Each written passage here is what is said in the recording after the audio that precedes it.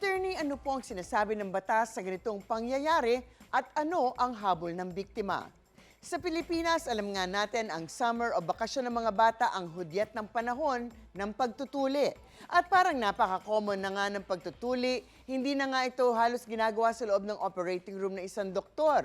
Kung tutuusin, ang tingin ng iba ay isang ritual ang pagtutuli, kaya't maraming kwento tungkol dito. In fact, ang tawag sa ritual ay pukpok at naliligo raw ang mga bata sa ilog before or after the procedure at pinapanguyan ng dahon ng bayabas na siya namang tinatapal sa sugat pagkatapos. Pero ito yung mga kwento nung medyo nakakatanda na. But of course, kung mga doktor ang tatanungin, maraming risk of infection pag ganito, kaya siguro marami ring mga nanay ang nagsisiguro at dinadala ang mga anak sa mga clinic para doktor ang gagawa ng procedure. So kailangan din dapat tanungin unang-una, doktor ba talaga ang gumawa ng procedure? Baka nagpapanggap na doktor lamang ito. Well, ito ay illegal practice of medicine sa ilalim ng Republic Act 2382. Baka naman doktor nga, pero nagkulang sa tinatawag naman nating standard of care na naaayon sa ganitong procedure. Ito ang tinatawag nating mga medical malpractice cases, ang pagpapabaya ng mga doktor o mga medical specialist na nagre-resulta sa hindi inaasahang injury o pagkamatay ng pasyente. Kaya sa mga ganito naman na magiging kaso ay maaaring reckless imprudence o pagpapabaya na nagre-resulta sa homicide o pagkamatay ng pasyente. Ang problema lang sa ganitong mga kaso ay ang pangangailangan ng expert opinion na nagkaroon nga ng pagpapabaya na baka mahirapan din tayong mahanap dahil usually ito ay isa ding doktor na espesyalista na kailangan magbigay ng opinion na kontra sa kapwa niya doktor.